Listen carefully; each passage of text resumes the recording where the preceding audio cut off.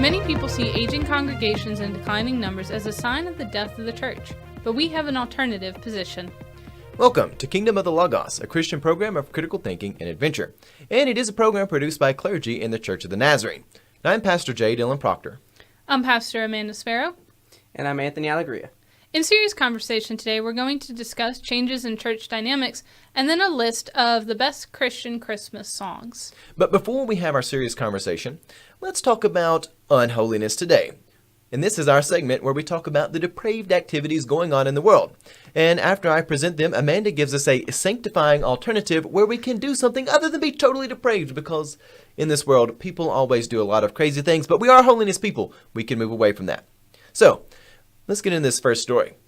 The modern media is really obsessed with Russian bots. They look around and they say, oh, look, there's Russian bots. What sort of influence do they have? How many of them are? Are they really real? Well, not to be outdone, Russia has actually put together its own Russian bot. And it wants to use this Russian bot to stir up the excitement from their youth. They want the Russian youth to say, look at our country. We have a wonderful amount of technological advancement. And so Russia's got this new bot, and they've been taking him and presenting him to the young people. But there's just one problem. You see, the real Russian bot turned out just to be a human in a costume. And we have a meme for this, if Anthony would. When you're the one person trying to convince the world you're a Russian bot. And for those listening to the podcast, that is the Chuck E. Cheese meme with those shifty eyes, just sitting there sweating. Oh my gosh, are people going to see through me? Yeah. So, Amanda, before we have you tell us whether or not this is totally depraved or just unfortunate, I want us to actually see some footage of this robot. And we would like you out there in the audience, send us your thoughts. Would you believe this was a real robot, or are you going to see through it and say this is just somebody in a costume? Anthony, if you would, play that footage.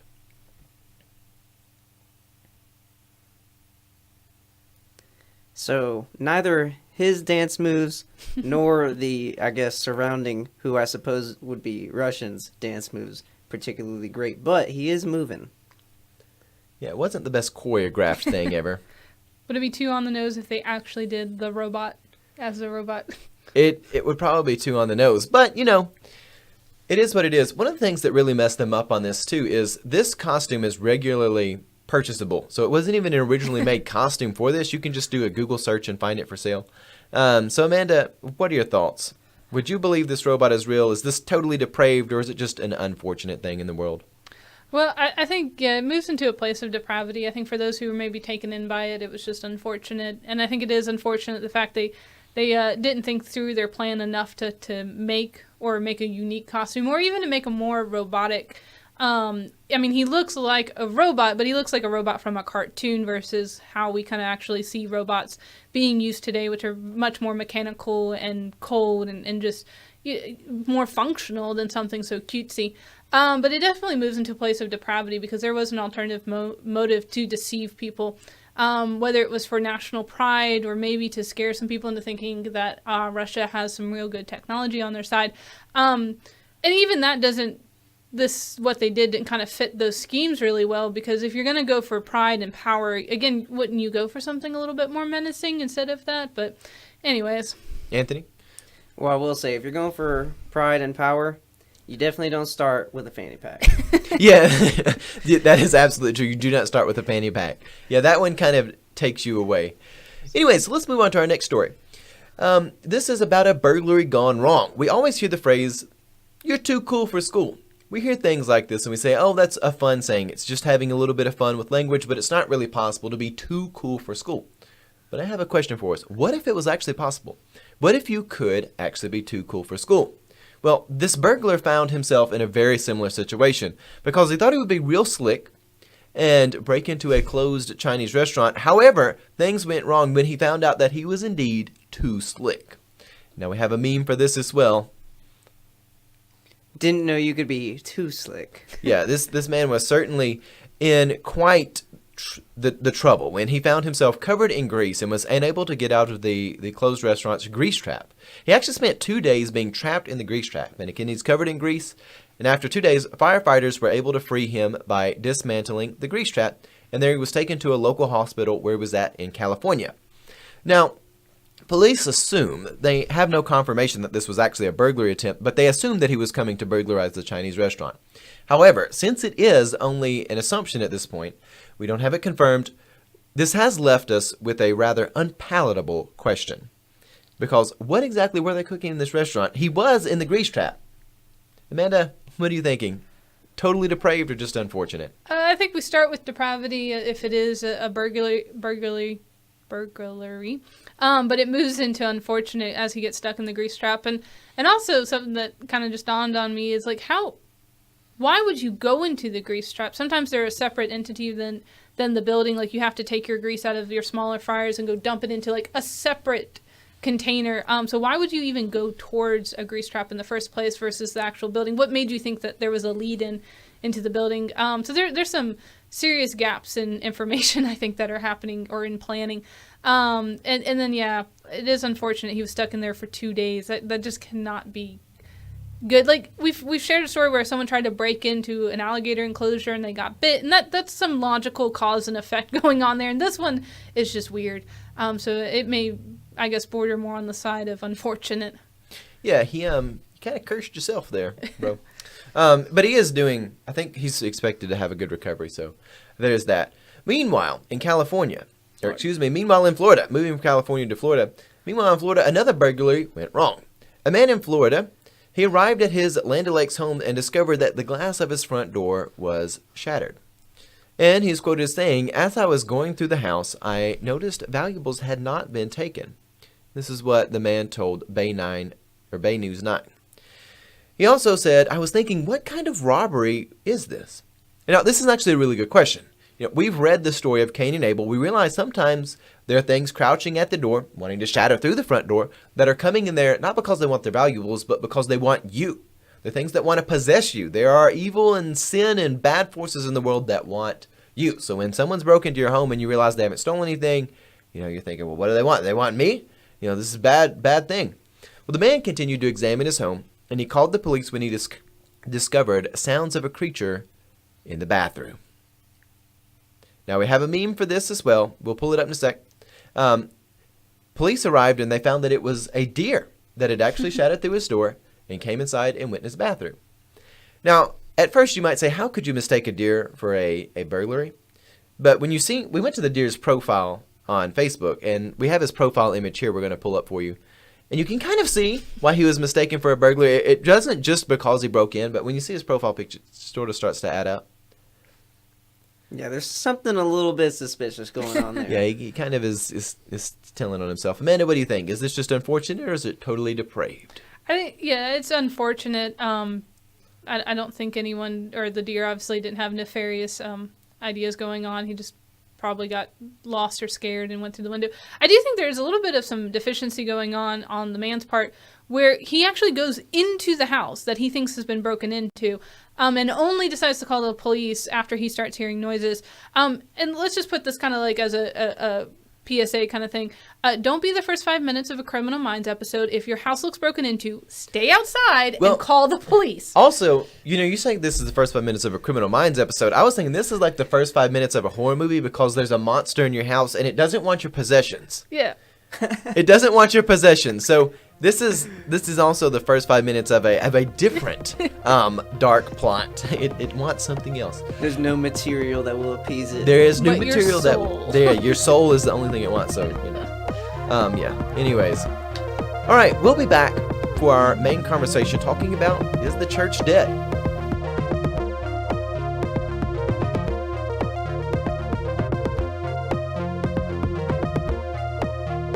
Recently, there's been a sentiment in the church where people don't really have a good grasp of where we're going or even where we're at right now. And even people aren't really good at analyzing what's been going on in the church the last few years. Hence why there's a huge market for this. People, they put out books and people, they grab them up. Districts in the church of Nazareth, they want everybody to check out these books. Oh, we've got some new great church growth model.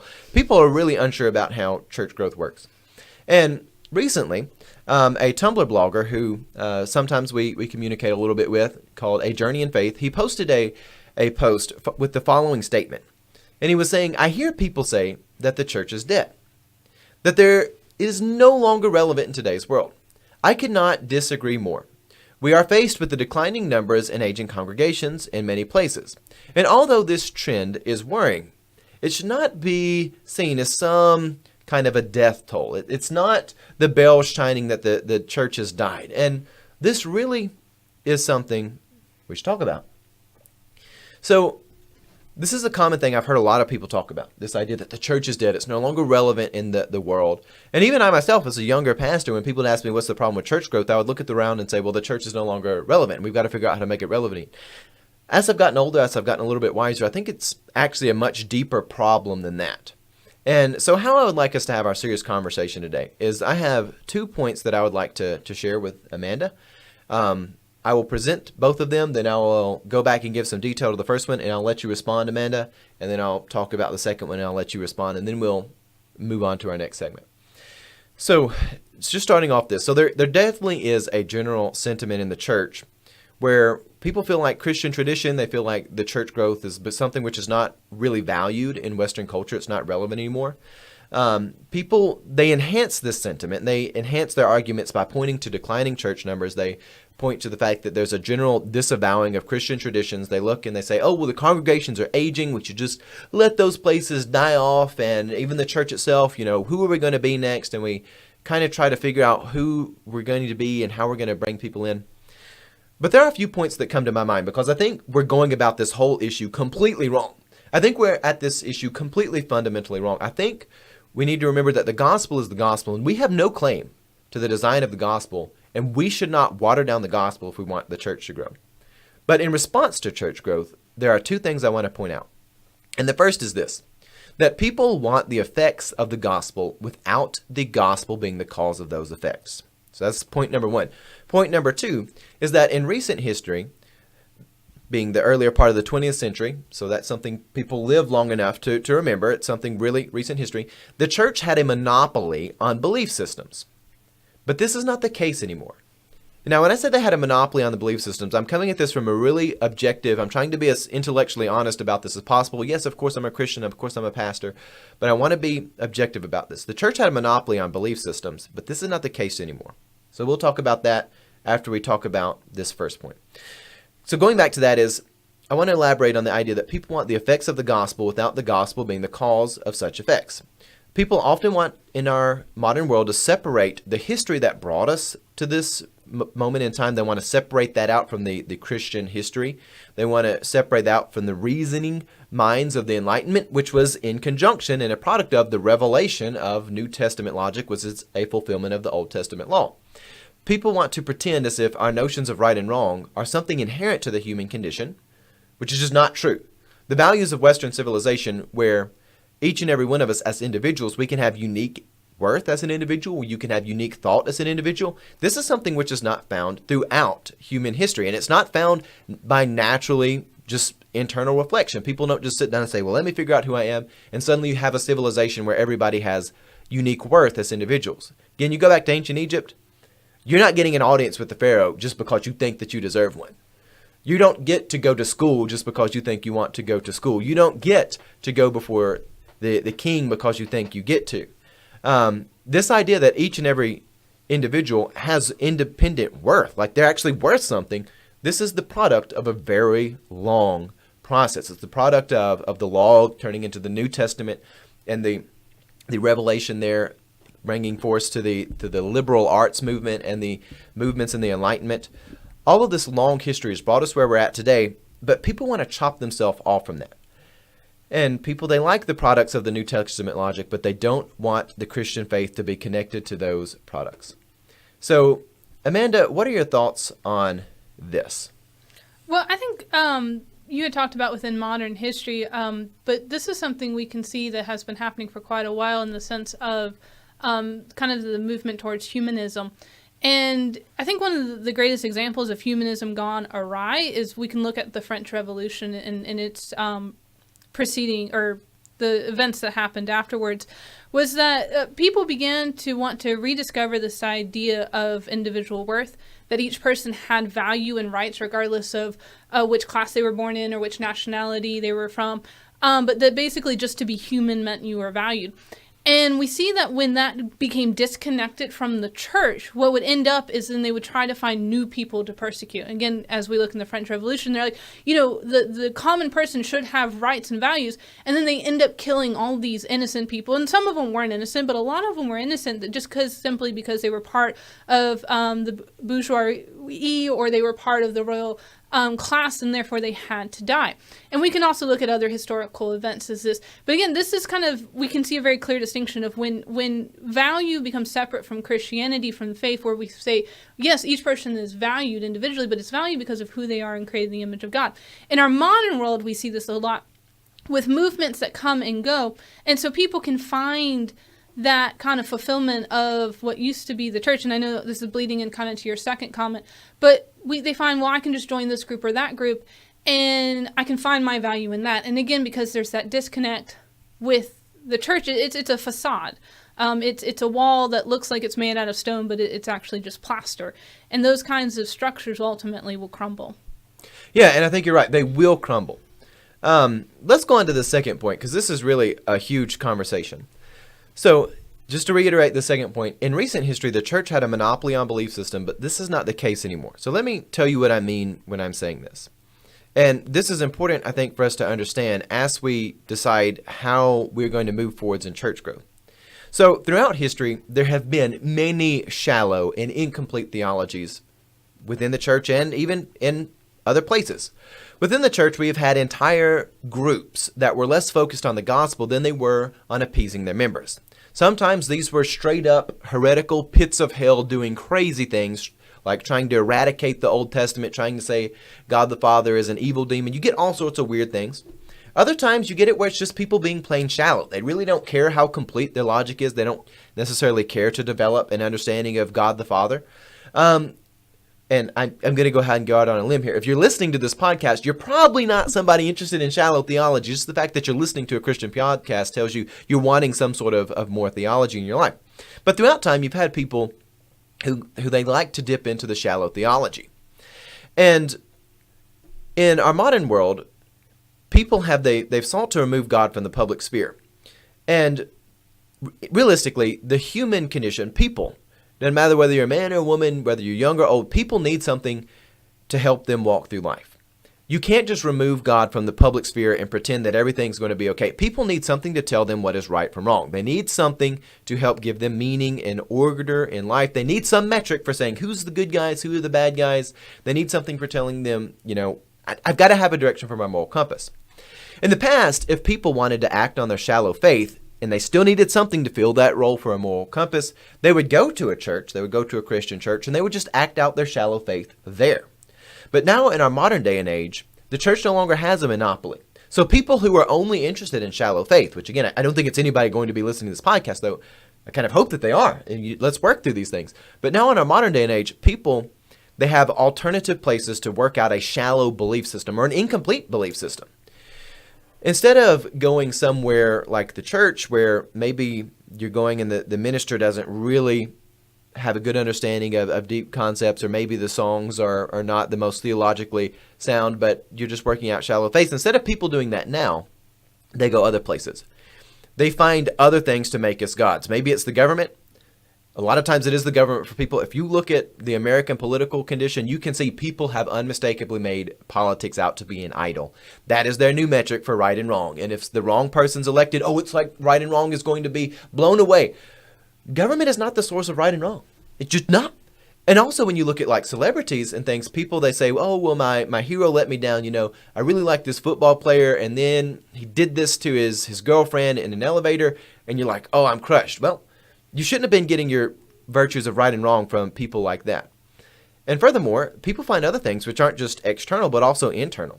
Like, one of the great things we have with the coming of social media is there's this new idea that your identity can be an idol. If I just look deep within myself, this is my demographic status, and now I am free. I have found salvation because I've accepted who I really am. And I have some hidden knowledge that's unattainable to any other group. It's sort of that logic that, a Chihuahua has an experience that only a Chihuahua has. And you can't take him to a veterinarian that's a human being, because only a Chihuahua should be a vet. Only a Chihuahua can relate to that. And I say that because I have a Chihuahua. Kind of by proxy, I have a blue heeler too. But like only blue heelers can tend to the blue heelers, and only Chihuahuas can tend to Charlie. So we have a world where there's an alternative place for people to go who want to act out a shallow belief system. They're not going to commit to something deep. They're not going to commit to something which is holistically fulfilling. They just want something to fill that little hole in their mind that tells them right and wrong. They don't really want to care about fleshing it out. And now the church is no longer having a monopoly on that. And what gets me is I feel like the church really wants to serve the shallowness, and it wants to forsake the intellectual side of things. And what we have done is we've pushed away a lot of people who they're not interested in, and this is going to sound really awful when I say this, and send your pitchforks, they're not interested in Hillsong culture. They're not interested in the goofy youth group culture. They're not interested in the culture which can't answer serious questions. They're not interested in the culture which says, I'll eat a goldfish if you'll come to church. They want something which is deeply rooted and says this is thousands of years of theology. This is thousands of years of beautiful art, of beautiful thinking that can transform any of us, because we are all sinners, into the image of Christ Jesus. But that's one of my thoughts. We're not so much seeing a decline because people are leaving, as much as we're seeing a decline as the shallow people are not coming to the church anymore. So that's sort of the heart of my argument. The shallow people are finding a way to act out shallowness elsewhere. Amanda, your thoughts on this? Well, yeah, and I think because we do have more mediums, you talk about belief systems, but we even have mediums for so-called Christians to no longer participate actively in the church. And, as we kind of sit here and we're a podcast that displays on Facebook and stuff, but we never set ourselves up to be an alternative to the church. We are participatory in the church. This is just a ministry of a church, of local congregations where people can actually go to and participate in. But there are other mediums that do happen where people can just back off. And like you said, it's not so much people have left the church as much as people who weren't participatory in the first place have left the church, or a new generation has come up and they've seen that shallowness, they've realized there's nothing there, so they're trying to find it somewhere else. And I think another thing to your point about and you had made the statement earlier, how do we make the church relevant again? And that's a statement that we've heard a lot. And again, I think there's sometimes we have to reevaluate our mediums or our methodology and look at how that needs to change with different cultures and language groups and generations. But if we ever think to ourselves we have to make the church relevant again, how arrogant is that? And then also something I had when we were discussing what we were going to talk about, how arrogant do you have to believe that somehow this is the culture and this is the church that will finally kill, or this is the generation that will finally kill the church? It survived Nero. It survived the bubonic plague. It even survived the church itself sometimes. What makes you think that somehow we can kill it? So there's just a lot of arrogance and misinformation and a bad foundation to start of. And I think that's why it's so amazing that this blogger posted, obviously we can't kill the church. The church is an entity, though definitely, obviously, people are called to participate in it. It will survive regardless of who's in it or who's not. And we have to find that wholeness and that identity and who we are comes from a bigger source than ourselves. Because if our source is the church, quote unquote, if it is a culture, if it is a building, then it will fail us, versus if it is the church universal that is the bride of Christ. And ultimately our faith is in Christ, in the Father, Son, and Holy Spirit. Then we're going to find that's going to outlast all these different trends and things like that. And I think something, again, we have to keep going back to is God calls for full participation. And this is something, as we've discussed, we are a holiness denomination. We believe in entire sanctification. But entire sanctification, although we definitely affirm that it is a second work of God's grace, there's no such thing as, even in initial sanctification, in initial salvation, there's no such thing as a half a Christian. John Wesley himself even proclaimed that intentional sinning stopped at the moment of salvation. Not entire sanctification, not at glorification, but at salvation. And so if we are to be a people committed to God, it's either 100% or nothing. You don't get halfway through, right? Half of you does not go to heaven. And so if we are to be a people who participate in the church, we have to do it all the way. And so have numbers decline maybe because the backsliding Christians finally left? Maybe. Is it because we sometimes try to be so shallow to attract more shallow people that those who honestly want the church aren't coming. That could be something too. People are broken and they want to find something that will make them whole again. And if the church does not live up to its task to be a means of God's grace, they will find it somewhere else, even if it's not quite complete enough for them. But the church has to be a place of serious thought. Yes, let's have fun. Let's have joy. But we have to be a place of serious thought if we are to be that means of God's grace. Absolutely. And I want to build off what you're saying a little bit, Amanda. First of all, when we talk about half of you doesn't get to go to heaven, to that point, that doesn't mean that you become immediately completely self-aware. Right. That does mean that you're a changed person. Growth. And there's, again, you look over my shoulder right now, there's the poster that says, I believe, help my unbelief. There's still an element of growth. And that's the thing. In the church, we are capable of critical thinking. You know, so many people, they say, oh, don't use big words. You're out in a rural congregation. Those people don't want to have big words. And I'm just saying, how do you know? Have you been to a rural congregation lately? In fact, I think that's so rude to talk down to people as if people don't want to learn. Look, I am a rural pastor, but my people, they want to learn. Everywhere I have been, the serious Christians, they want to learn. Do they want to be talked down to? No. And you can still approach people and say, we're going to learn big concepts. We're going to have Sunday school that's going to be on college level. You can do that things. People want to learn.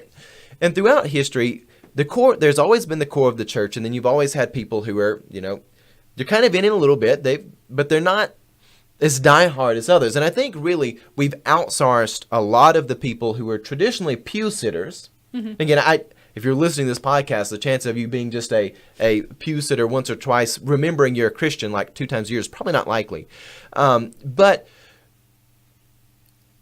I think we've outsourced the pew sitters, basically is kind of my thought. May or may be wrong on that, but this I do know. We don't need to water down the gospel.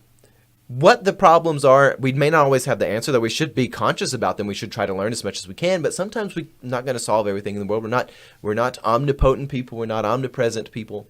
Those are things which are characteristics of God, which we can only look to and try to see ourselves be more transformed into Christ-likeness. But the reality is the gospel needs to be serious. Yes, there is joy unspeakable that comes in it. Being in the Christian faith, going on the adventure of holiness, it is an adventure. There are times you lose people. There are times you lose people you love. There are times where tragedy strikes. There are times where you get thrown out of your homeland. If you look throughout the history of the people of God, Abraham and Sarah, they're called to go on an adventure. You even look at Jesus as he goes through his ministry. He goes into the wilderness. He goes to all these places. There are times people want to stone him. There are times he has thousands of people coming to hear him speak, and the next day he's only got 12. And if this was the modern world, the DS may want to shut them down. You never know. That's a bit of a Nazarene joke there. But realistically, Jesus is more than happy to minister to 2 people. He's more than happy to minister to 5,000 because it doesn't necessarily matter how many you've got, though ultimately you do have to be bringing new people in. But what does matter is, are you feeding people, and are the people that are there growing? And are they reaching out to other people? And that's really my thoughts on all this. Amanda, any final thoughts before we move on? And I do want to kind of clarify what I was saying earlier. Obviously, there's always room for growth. When we talk about things like Christian perfection, it is not that somehow you have suddenly arrived and everything's perfect, but that you are being perfected in grace, in God's love. And so, but what I'm talking about when I said, like, you have to be fully committed. And if ever there's a time where you feel like you're only partially committed or there is backsliding, remember, God is faithful and just to forgive us if we repent. So there's always room for grace. There's always room for growth. But we have to be a people of commitment. And if we are people of commitment, some people will turn away from us because they don't want to be a people of commitment. They don't want to put in the hard work that it takes to participate in the kingdom of God. So we will lose people, and people will not attend our churches because they don't want to be that kind of commitment. But if we are a people of commitment, if we are a people of grace, then we will make our world truly a better place and not just simply change some shallow appearances just to make things look good. It's going to be hard. It's going to be difficult, but it will be better if we are truly committed and participating in the kingdom of God. Yeah, and the people interested in something deep, they will come. They will have a place to go. Yeah. You don't want to ostracize your core. It's weird. The church tends to like to do that sometimes. They're like, oh, this is like a core people. This is the like high quality the people over there that are really, and I don't mean high quality because of like superficial culture. I mean like people who are really interested in manifesting the gospel, and they're like, yeah, the demographic we want. So, anyways, we'll be moving on now. Check out that blog though. It's called A Journey in Faith, and it's got a dash between each of those. He brought up this question. He doesn't think that the church is dying. He just wanted to give a little bit of rebuttal with that, and we wanted to build off of his rebuttal. It's really quality program, or Tumblr blog. And with that, we'll be back in a moment to play Hot Night or Sanctified with the best Christmas songs.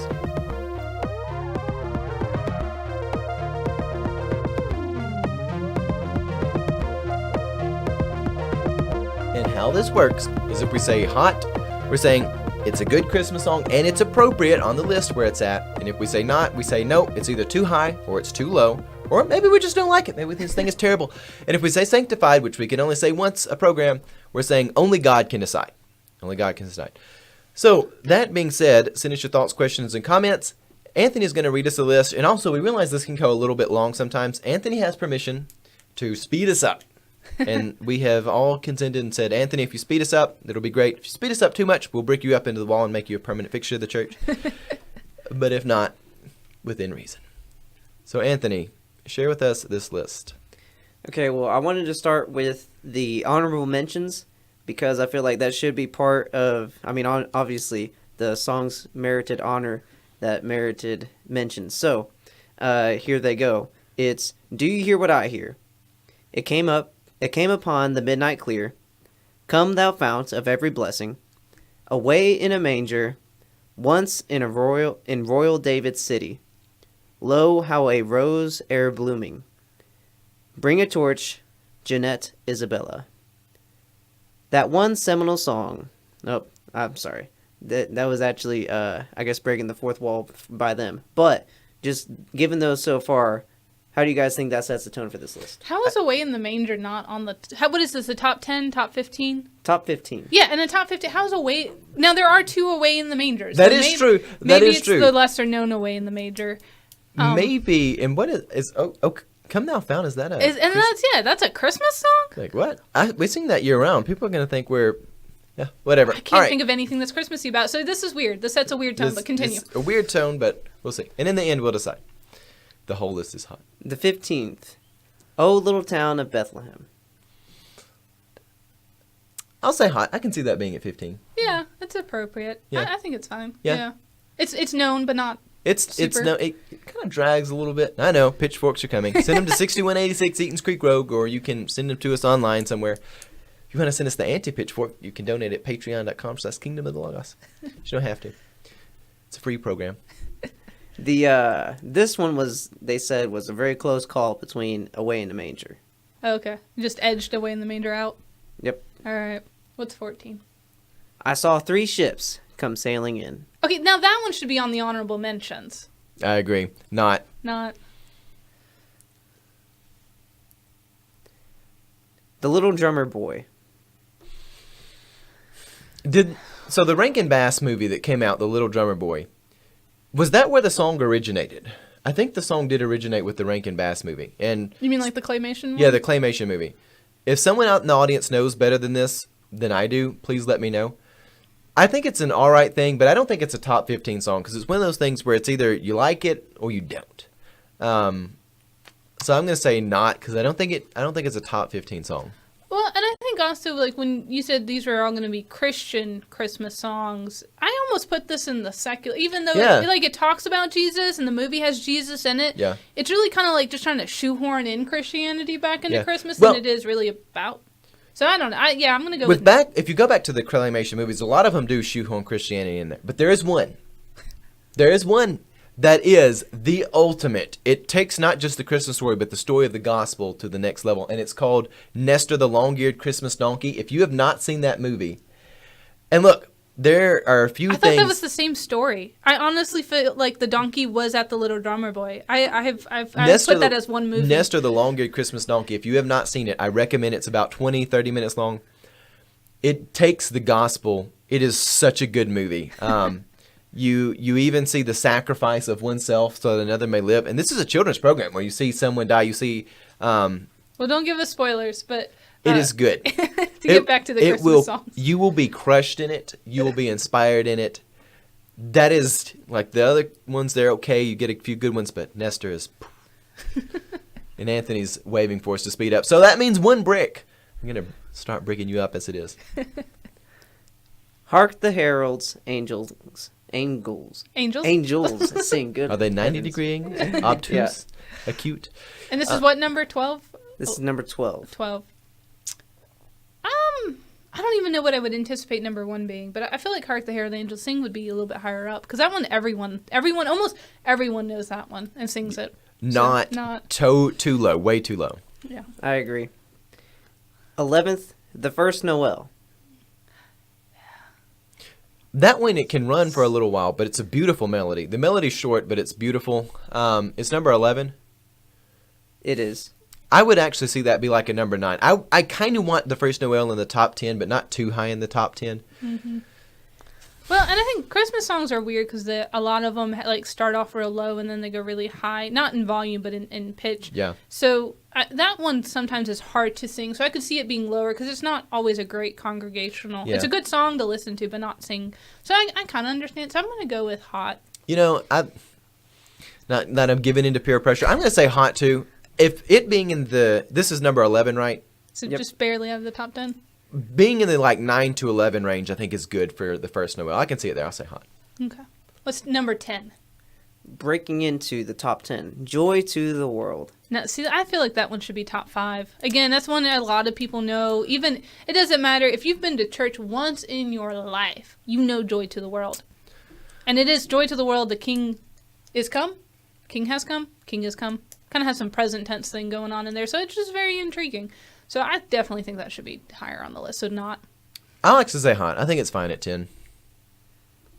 Number 9. And this one I may not pronounce correctly. Good King Welsh. Wenceslas. All right. Now, I know of that song, but I couldn't hum it to you. not because it's not a top 10 Christmas song. So that there, but the story of Wenceslas, he's not actually a king. He's just more of a nobility, though a lot of times the line between nobility and kings get blurred. Okay. Story behind this guy is actually pretty cool. And I don't want to give spoilers on that too. Go look it up. Do a Google search. And Anthony, spell Wenceslas for people so they can Google search that.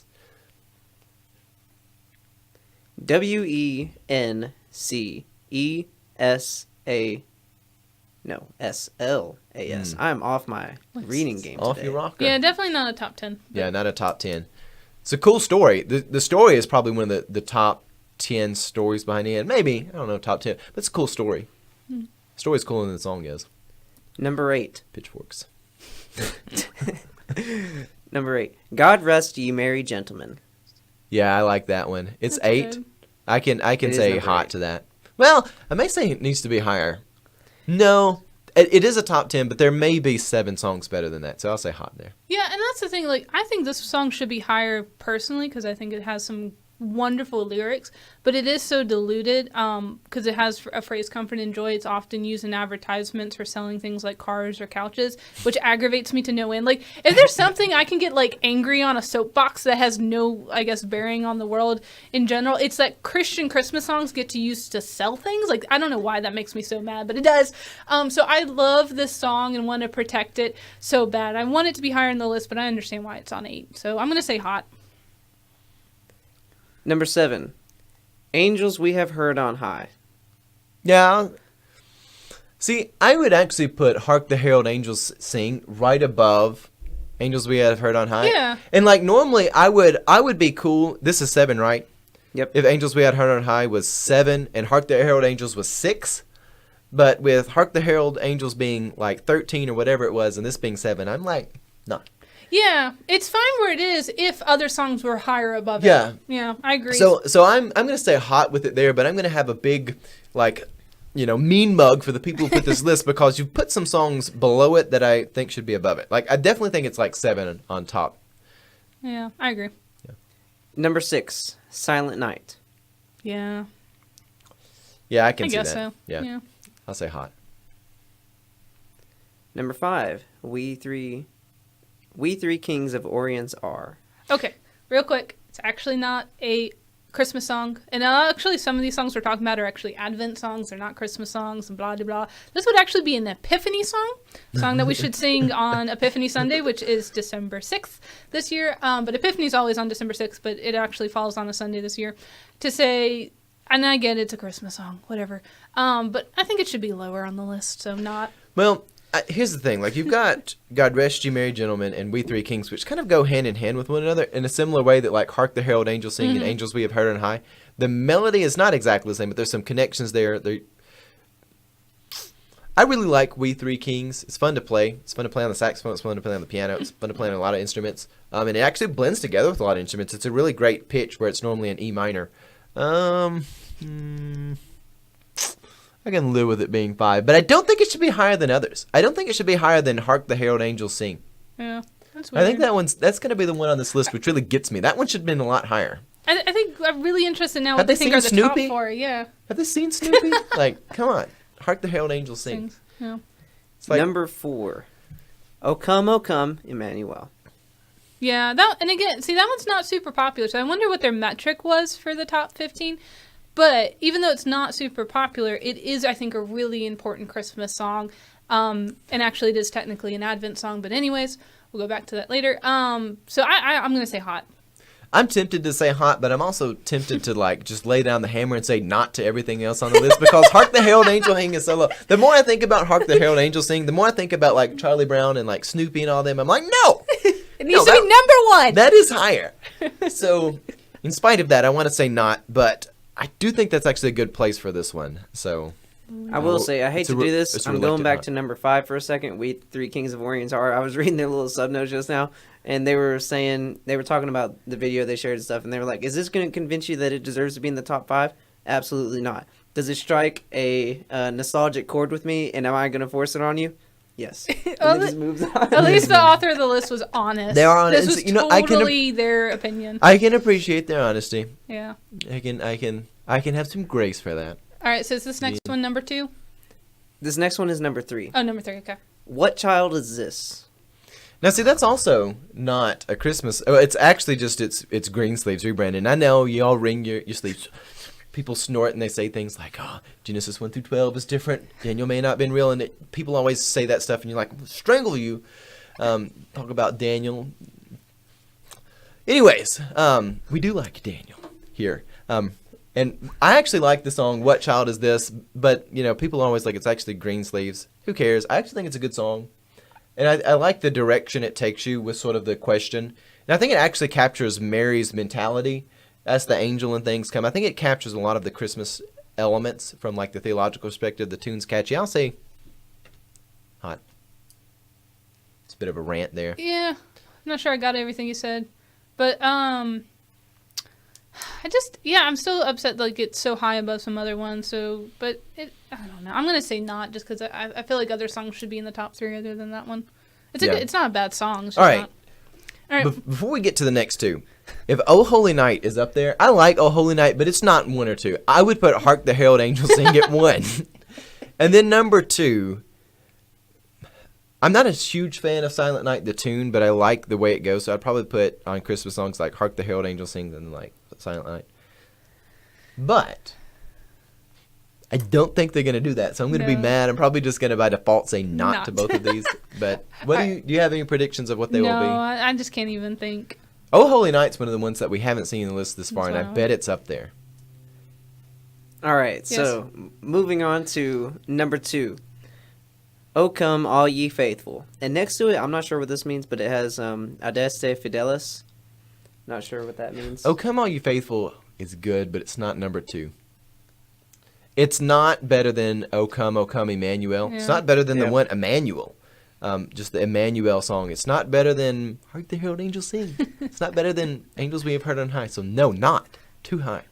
Yeah, it definitely needs to be in the top 10, but just not that one. Yeah. It needs to take place of like the Good King Welsh, not Good King Welsh. Winslet, Yeah, Winslet. which I could be pronouncing that wrong. Just say it with confidence. No, Go on. There is like a song like you learn, like the first song you learn on piano is And like that's one Hot of Cross Buns. One of them's called Good King Welsh and it has nothing to do with the Christmas song, but my brain's not, and it's just doing weird things. But anyways, yeah, I think it should take place with that other song. It's a good song, again, just not top 2. All right, what's number 1? And number 1, drum roll. Not really, because I don't want to mess with the mics. Oh, Holy Night. I knew it. Yep. I totally, and we don't Called see it. these lists beforehand, y'all. Yeah, this is totally a hot take. All right, here's the thing, though.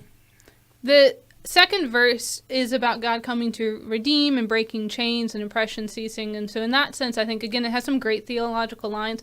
But that song is terrible to sing as a congregational. I have heard people sing it. If you are not Josh Groban, you should not be singing that song. And that is just my opinion on it, because it's high, it's low, it goes weird places. It's a gorgeous song. But unless you're a trained voice, just give it up, listen to it, call it a day. Well, I actually know some people who can sing this pretty well. So, to give an alternative perspective. Okay. I actually think people can sing it that aren't Josh Groban, but at the same time, I'm saying not to this because it's not better than Hark the Herald Angels Sing. It's not better than some of these others. And again, I'm really interested in what their rubric was. Was this just like some random Joe Schmo that was like, I like these songs? Or if there was any kind of like actual intentionality to what they were. It's a great song. I think it should be, if it shouldn't be number 1, it should still be in the top 5, but it's not. Yeah, I don't think it's number 1. All right, Amanda, what do you think about the list as a whole? I think as a whole, it's kind of not. Like, it's just random. It didn't seem to have a lot of direction or any kind of rubric as to why it should be where it was. So, yeah, not.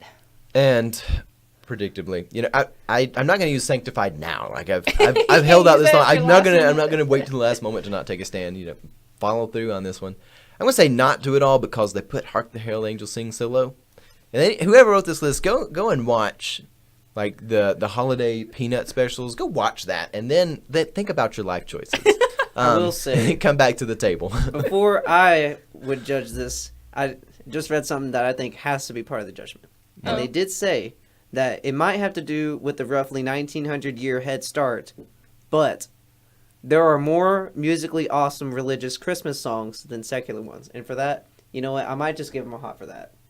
Well, yeah, but this is a list of... It'd be different if we were comparing Christian Christmas songs to non-Christian Christmas songs, which is just funny to say and to think about that statement. But we're not. We're comparing all Christian Christmas songs, and so I think that in that sense that doesn't weigh too much. Like, it's not like we're comparing Hark the Herald Angels Sings to Baby It's Cold Outside or Santa Baby or anything weird like that. Like, if you're going to have a rubric for all these great theological songs, then you have to stay with another that. question. Does every church have like a Santa Baby scandal? I know a lot of churches. I know, like the church I used to go to when I was a little kid had one. I haven't had one recently, but I know of churches that have had one since. Yes, yeah. It's like every church has the like Santa Baby story where somebody comes in and starts like singing Santa Baby in like a service. And it's generally... And it's unplanned and like the whole service collapses. Like I've heard this. It's like one of the generic tropes of like church drama. It's almost like a unicorn or a Sasquatch. You keep hearing the stories, but you've never actually experienced yourself. You just stand back in horror as you hear it.